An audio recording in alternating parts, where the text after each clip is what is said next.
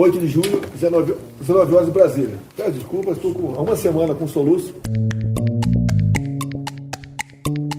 O que eu posso garantir é que não houve nenhuma oferta de $10 por dose e nós o tempo todo tentamos que esse produto ele fosse mais barato para o Brasil.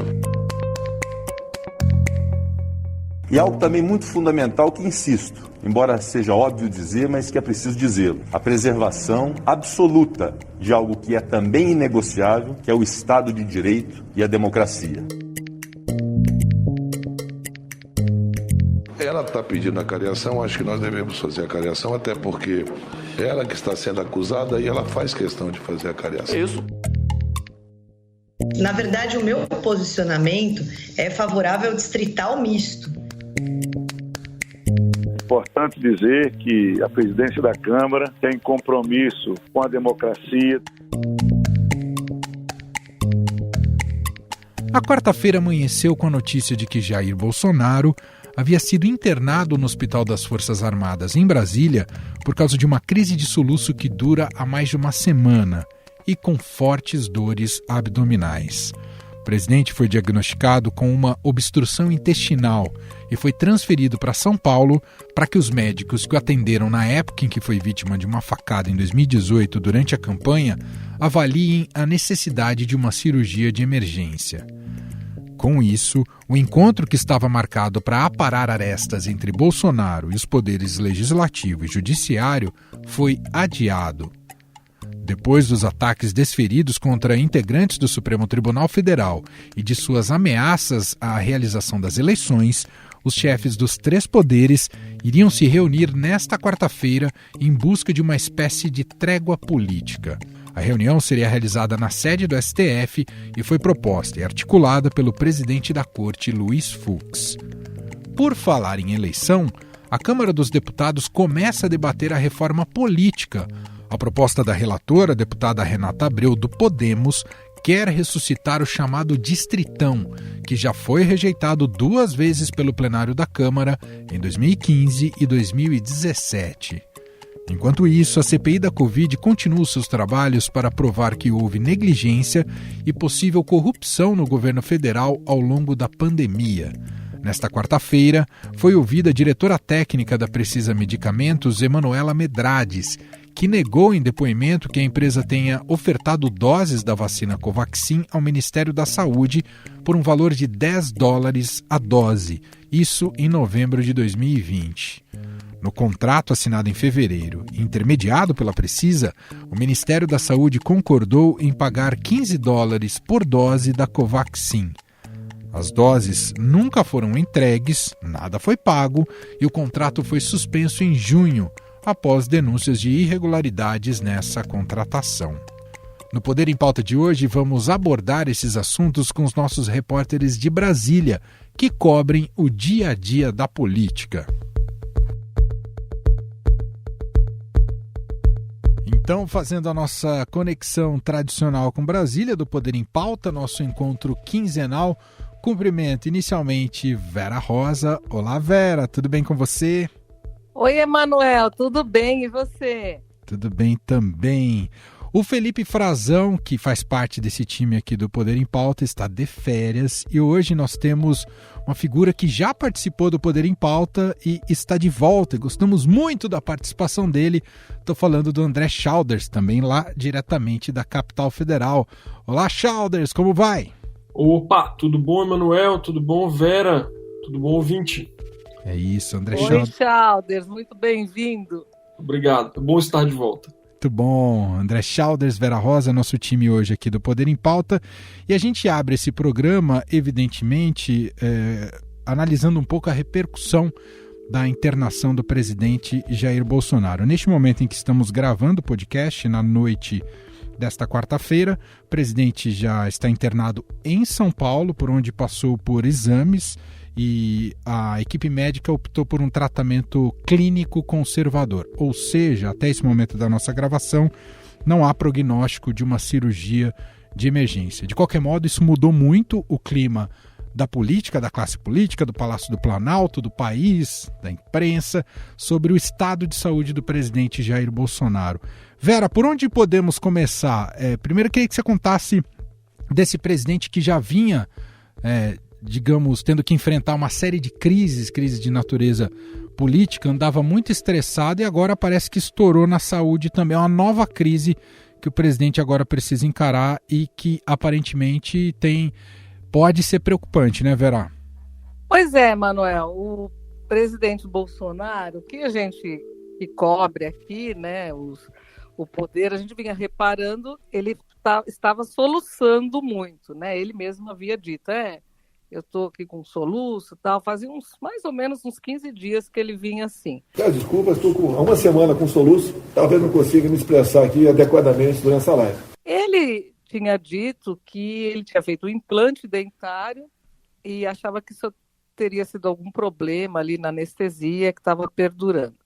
Só que nessa madrugada que passou, ele sofreu fortes dores abdominais e levaram ele, na madrugada de terça para quarta, né? Levaram ele para o hospital aqui de Brasília, das Forças Armadas, e depois o doutor Antônio Macedo, que era o que operou quando, na campanha eleitoral, né? Quando o presidente, então o candidato Jair Bolsonaro recebeu uma facada, foi chamado para examiná-lo, porque ele não estava bem aqui, né? E ele o doutor Macedo constatou uma obstrução intestinal. O presidente está em São Paulo, o doutor Macedo disse que teria que fazer os exames, mas agora a gente já teve uma notícia de que vão optar por esse tratamento conservador, como você disse. O Flávio Bolsonaro, senador, filho 01, né, do presidente, disse que atribuiu já muito estresse que o presidente vinha passando, uma vida muito atribulada, muitas crises, mas o que a gente percebe é que o próprio presidente está associando tudo isso, fazendo uma politização da doença, né, porque já estão lembrando da facada de 2018. Quer dizer, mais uma crise e está comprando mais uma briga, né? Então, continua a crise aqui em Brasília, Manuel. É verdade. É um cenário bastante turvo, né? Porque a gente saúde de presidente é uma questão de Estado e precisa ser tratada e de interesse público e precisa ser tratada da maneira mais objetiva e transparente possível, né? O que não se espera é justamente esse tipo de politização.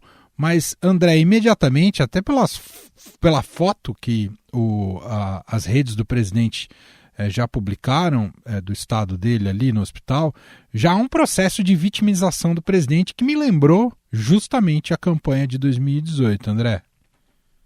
Exatamente, Manuel. O presidente ele postou, na sua primeira manifestação desde que ele foi removido para o hospital, ele postou lembrando exatamente o atentado que ele sofreu em Juiz de Fora, dizendo que foi, enfim, atribuindo a um antigo filiado ao PSOL, braço esquerdo do PT, nas palavras dele, né? Então, o próprio Bolsonaro contribuiu para, enfim, atiçar os apoiadores dele nesse sentido, assim, de politizar a questão, enfim, lembrar a origem realmente dessa complicação dele, que foi durante a campanha eleitoral.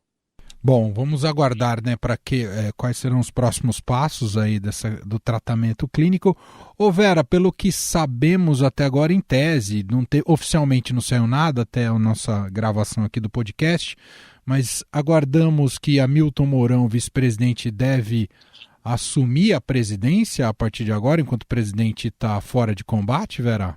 Não, porque o vice-presidente Hamilton Mourão viajou nessa quarta-feira para Angola. Apertem os cintos, os pilotos sumiram, é isso, velho?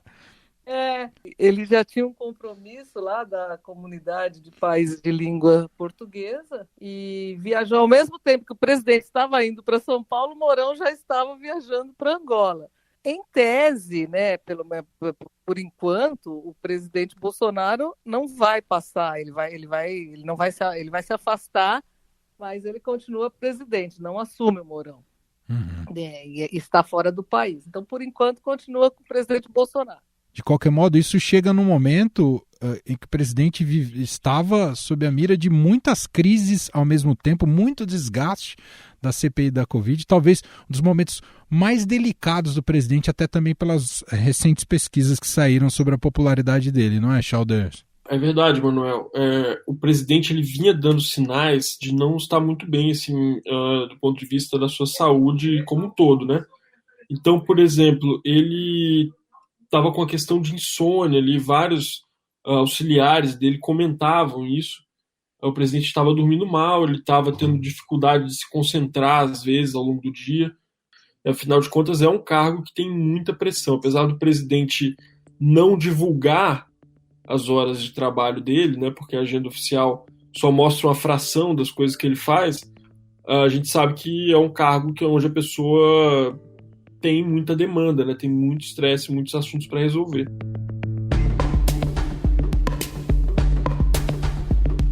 Bom, não fosse, entrando já até aqui no nosso segundo assunto, Vera, não fosse essa crise de saúde pela qual o presidente está passando neste momento, e está internado, etc., essa quarta-feira seria marcada ali por uma reunião, um gesto simbólico para tentar pôr panos quentes na relação entre os poderes. Mas era um fogo que foi atiçado pelo próprio Jair Bolsonaro, presidente, na semana passada, com a sua metralhadora retórica sempre muito radical, né, e criando fissuras e problemas institucionais, seja com o judiciário e com o legislativo. Essa reunião foi cancelada, mas a ressaca ainda continua desses problemas que o próprio Bolsonaro plantou, não é, Vera? Ah, sim. Essa reunião entre o presidente Bolsonaro, o presidente da Câmara, Arthur Lira, o presidente do Senado, Rodrigo Pacheco, e o presidente do Supremo, Luiz Fux, estava marcada para acontecer essa quarta-feira, para tentarem aí uma conciliação. Por quê? O que aconteceu? O presidente Bolsonaro chamou o ministro do Supremo e presidente do Tribunal Superior Eleitoral, Luiz Roberto Barroso, de imbecil e idiota. Daí veio o Barroso com a história esfarrapada dele, entre outras, né? Dizer que o voto em papel, isso desqualifica as eleições, fere o sigilo do voto. É uma resposta de um imbecil. Só um idiota para fazer isso aí. Porque o Barroso tinha feito uma reunião com 11 partidos sobre aquela questão do voto impresso, né? O ministro Barroso é contrário ao voto impresso e alega que as urnas eletrônicas não apresentaram nenhum problema até agora, em 25 anos de existência das urnas eletrônicas. Ele fez uma reunião, depois Alexandre de Moraes, outro ministro do Supremo, também estava na reunião, Gilmar Mendes também participou de uma reunião, enfim. Bolsonaro se irritou com isso, saiu dizendo que, na semana passada, ou teremos eleições auditáveis, eleições, como ele chama, ele diz que só com voto impresso haverá eleições limpas, né? Ou teremos eleições limpas ou não teremos eleições. Amém. Ou fazemos eleições limpas no Brasil ou não temos eleições. Depois dessa declaração dele, começou uma crise, né? Outra crise, né, Manuel? Sim. E aí, o presidente do Supremo, Luiz Fux, chamou o presidente Bolsonaro para uma conversa, justamente no dia em que estava se aposentando o decano do Supremo, Marco Aurélio Mello. O presidente Bolsonaro também já foi lá para dizer que estava indicando o André Mendonça para a vaga, né? E aí o Fux disse para ele, olha, é preciso respeito aos limites da Constituição. Onde nós debatemos quão importante para a democracia brasileira é o respeito às instituições, os limites impostos pela Constituição Federal. E o Bolsonaro saiu depois dessa conversa dizendo que era Jairzinho, paz e amor, e que você percebia que ele queria apresentar uma nova fisionomia ali, né? Que ele era Jairzinho, paz e amor, e que ele estava falando... Ele estava falando sobre eleições, mas ele não quis dizer nada de... Sabe, ele falando como... Não quis dizer nada de... Ele não falou nessas palavras, mas o que ele estava querendo dizer assim, não estou falando nada de golpe, vocês é que interpretaram isso. os jornalistas perguntaram: o senhor se arrepende do que o senhor falou? Então ele falou: não, vamos encerrar a entrevista aqui. Ó, se vocês continuarem perguntando isso, vamos encerrar essa entrevista. E aí depois puxou um Pai Nosso, começou a rezar o Pai Nosso. Depois diz que eu sou grosso, vai acabar a entrevista. Acabei de falar para você, vamos rezar o Pai Nosso aqui, vamos? Vamos rezar? Vamos lá, vamos ajudar, vamos rezar o Pai Nosso. Vamos lá, ajuda aí, pessoal. Pai Nosso que está no céu. Então é isso. Então, depois disso, o Rodrigo Pacheco, presidente do Senado, também saiu para dizer que não ia apoiar, não se apoiava nenhuma ruptura institucional, né? De modo que nós não podemos admitir qualquer tipo de fala, de ato, de menção que seja atentatória à democracia. E o Arthur Lira, no outro dia, também foi às redes sociais, também num tom mais ameno, mas depois de já ter conversado com todo mundo para tentar jogar água na fervura, como ele mesmo diz, né? E aí marcaram essa reunião para hoje. Aí houve essa internação do presidente Bolsonaro e a reunião está suspensa. Suspensa. Childers, nessa relação com o Legislativo, com o Congresso, dois movimentos aqui que eu queria te ouvir. O Rodrigo Pacheco, além de ter se posicionado de uma maneira mais dura, mais firme, não sei se precipitou, se já estava nos planos, mas ele acabou sendo lançado como presidenciável nesse meio desse turbilhão, o Pacheco. E o Lira continua sendo, até pelos discursos dele, continua sendo a contenção do Bolsonaro em relação ao processo de impeachment. Dá para a gente resumir assim, Childers? O Emanuel, sim. O Rodrigo Pacheco, ele tem um papel meio dúbio em relação ao Bolsonaro, né? De um lado, ele, diz que ameniza a questão das Forças Armadas e tal, e ao mesmo tempo ele é o cara que está lá prorrogando a CPI da pandemia hoje, né? Então ele ele tem esse jogo de morde-a-sopra com o Bolsonaro. Enquanto o Arthur Lira é esse aliado, essa pessoa que está ali incondicionalmente, até o momento pelo menos, do lado do presidente, né? E parece que não arreda pé. O Arthur Lira, os deputados, começam agora o movimento de tentar tirar um pouco do Arthur Lira esse poder todo em relação, pelo menos, à questão do impeachment. Se vai prosperar, a gente não sabe, mas, a percepção dentro da Câmara é de que, se for depender do Arthur Lira, isso não vai mudar tão cedo, essa conjuntura, essa relação dele com o Bolsonaro. Muito bem. Assim a gente fecha mais um assunto aqui do nosso Poder em Pauta. Estou com Vera Rosa, André Childers, os dois diretamente de Brasília. Vamos falar um pouco agora sobre reforma política, né? Tem vários temas associados a essa reforma política que precisa ser aprovada no Congresso antes, tem um prazo apertado, né? Porque a partir de um ano antes da realização das eleições, não poderia mais passar um projeto com viabilidade para 2022. Ô Childers, queria que você me contasse o que está na pauta. É distritão ainda? É a questão mesmo do voto impresso? Enfim, o que está sendo costurado no Congresso? Emanuel, o que a gente viu hoje foi a apresentação do relatório da deputada Renata Abreu, do Podemos de São Paulo, né, presidente, aliás, do Podemos. Ela fez um relatório que prevê o chamado distritão. Na verdade, o meu posicionamento é favorável ao distrital misto. O que é o distritão? É você pegar todas as eleições que hoje são feitas de forma proporcional, como as eleições dos deputados federais, e transformar em eleições majoritárias, onde o estado inteiro seria um distrito. Então, se você pega a lista dos deputados federais mais votados, os que tiveram mais votos entram e o restante fica de fora. E aí isso tem vários problemas, né? A começar pelo fato de que você vai desprezar a maior parte dos votos das pessoas, vai ser literalmente jogada no lixo, né? Não vai importar mais. Mas isso é uma coisa que está em discussão na Câmara, está avançando esse projeto, e ele é uma resposta dos deputados à questão da cláusula de barreira, né, que começa a viger agora em 2022, ou seja, a cláusula que tira acesso ao fundo partidário, certos direitos dos partidos que não alcançarem um certo desempenho nas eleições.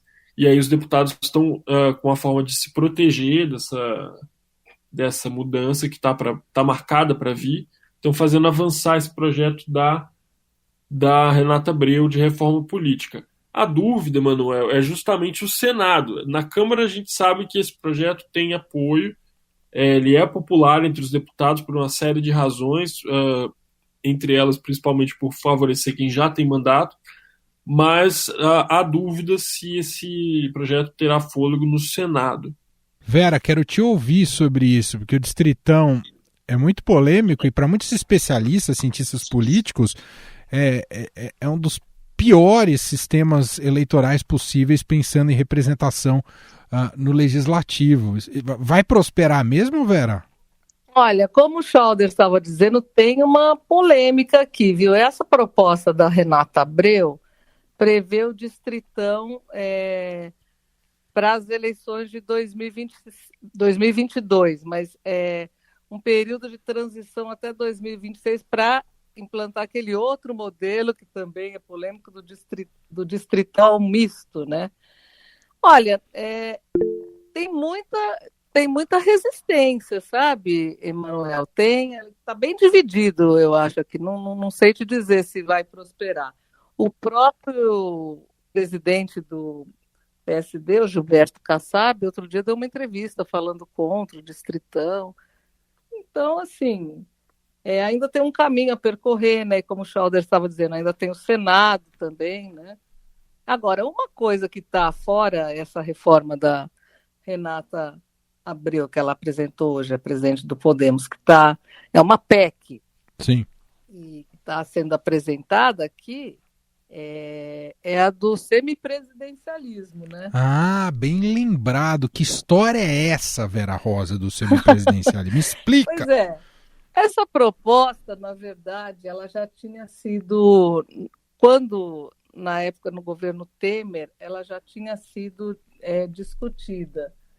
E agora ela voltou à baila, porque a gente, quer dizer, ninguém diz isso, mas a nossa leitura é que com essa sucessão de crises acontecendo, se quer criar um tipo de uma salvaguarda e esvaziar essa questão do impeachment, assim, tipo, não seria um semipresidencialismo para a próxima eleição, mas já se acena para 2026. É uma proposta na qual haveria um primeiro-ministro, mas continuaria não seria parlamentarismo, seria um semipresidencialismo. O presidente continuaria sendo eleito, mas o Congresso elegeria o primeiro-ministro. E esse primeiro-ministro é que, na prática, iria governar, né? Mas o presidente seria o chefe das Forças Armadas, teria toda a representação nas viagens no exterior, tal, mas o chefe de governo seria o primeiro-ministro. Também não é fácil de passar, até porque é uma PEC, né? Uma proposta de emenda à Constituição. Tem que passar pela Câmara, tem que passar pelo Senado. Mas já tem, anteontem, aliás, teve uma reunião de líderes aqui em Brasília, e já tem um apoio aí já tem algumas assinaturas já tem mais de 100 assinaturas, pelo que nos disseram, uma das propostas aí que está sendo apresentada. Manuel, essa questão do semipresidencialismo, né, enfim, é um nome novo, na verdade, para uma coisa que é antiga, que é o parlamentarismo, né? Sim. Enfim, eu acho curioso que toda vez volta essa discussão, assim, é um pouco a roda do Sansara lá do budismo, assim, que você fica sempre indo e vindo, e você volta sempre pro mesmo ponto e tal. Enfim, isso é uma coisa que já sempre se aventa, né? É uma coisa que a Constituição de 89 determinou que fosse feito plebiscito. Esse plebiscito foi realizado em 1993 e fracassou de forma retumbante a ideia do parlamentarismo naquele momento. Eu sou um pouco cético quanto a isso, mas seria uma forma para os congressistas, para os donos de partido como Gilberto Kassab, enfim, de garantir um bom naco de poder, né? Assim, do ponto de vista dessas pessoas é muito interessante. Agora, eu não sei se tem uma adesão popular realmente a essa ideia.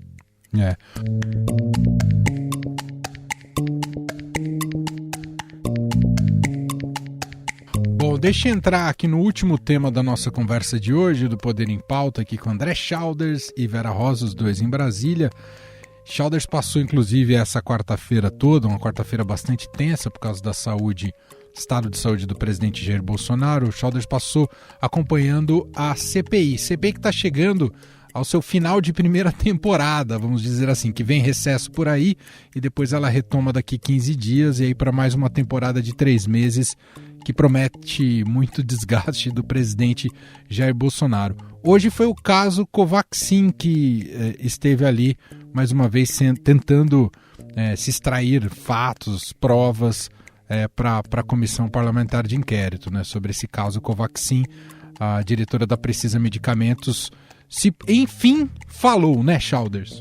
A Emanuela Medrades, né, que ontem estragou o entretenimento do brasileiro, ao se recusar a falar, enfim, fez toda uma cena, enfim, disse que não ia falar. Na terça-feira, né? Isso. Fez com que os senadores fossem atrás do ministro Luiz Fux para que ele pudesse esclarecer a decisão dele. Enfim, e quando chegou lá à noite, depois disse que estava exausta e que não ia falar. Eu vou permanecer no meu direito de não responder, porque estou exausta. Ela falou, estou exausta. Agora virou uma moda, viu? A gente aqui fala sempre que estamos exaustos. Virou um meme dos jornalistas. Mas, enfim, a Emanuela hoje falou, a diretora técnica da Precisa Medicamentos. Ela foi elogiada pelos senadores até por ser bastante articulada, bem inteligente. E o centro do depoimento dela, me parece que foi negar aquela memória da reunião que o Estadão mostrou, a matéria da Júlia Afonso e do Breno Pires, né, mostrando que numa reunião entre o Precisa Medicamentos e o Ministério da Saúde, a Precisa ofereceu um valor de $10 por dose de vacina e depois apareceu cobrando $15.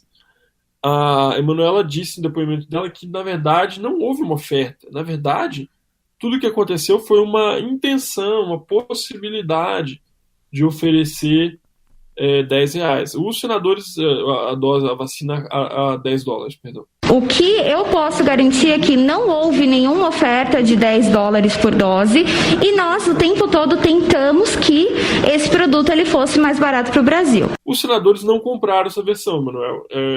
Os senadores com os quais eu conversei do G7, que é esse grupo majoritário da CPI, disseram que isso é uma balela, que não faz sentido essa alegação da diretora da Precisa, que não é assim, os servidores públicos eles não podem simplesmente mentir numa ata. Enfim, esse foi o depoimento dela. Amanhã a gente muda de caso, a gente vai para o caso da suposta venda de 400 milhões de doses da vacina AstraZeneca, com o empresário Cristiano, que era o representante da Davat no Brasil.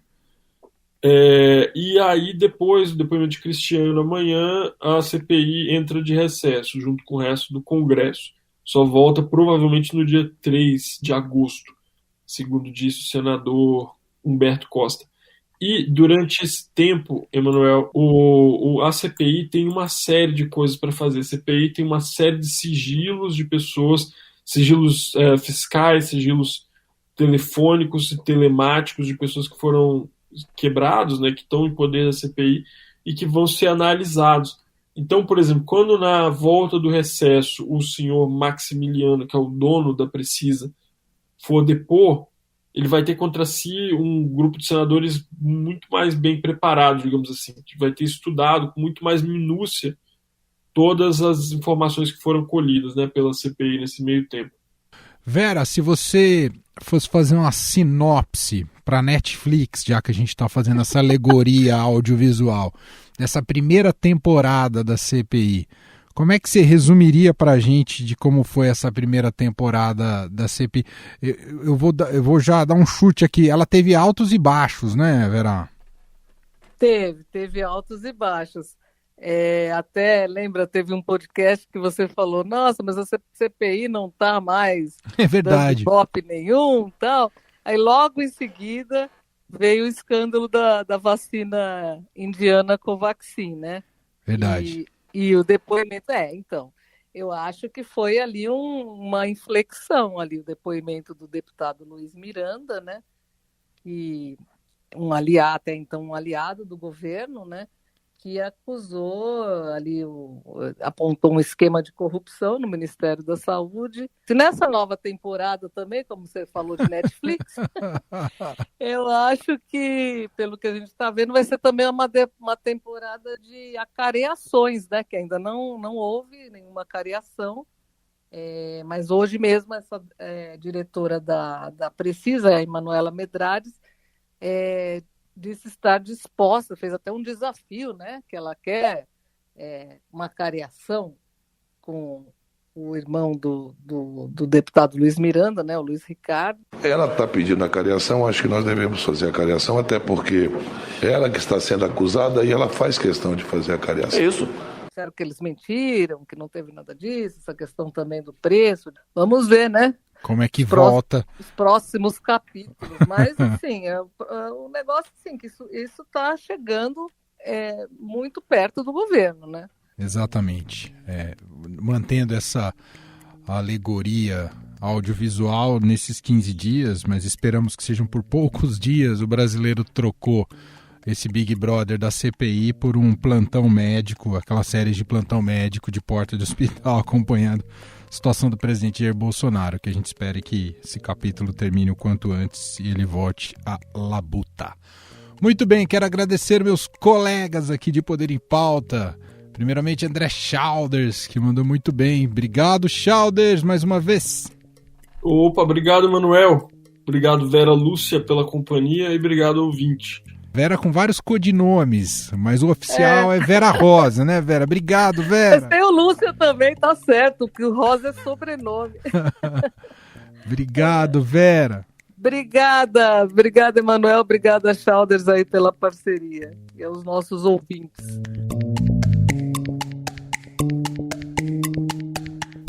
E este foi o Estadão Notícias de hoje, quinta-feira, dia 15 de julho de 2021. A apresentação foi minha, Emanuel Bonfim. Na produção e edição, Gustavo Lopes. A montagem é de Moacir Biasi. Nosso diretor de jornalismo é João Fábio Caminoto. E para escrever para a gente, nosso e-mail, podcast@estadão.com.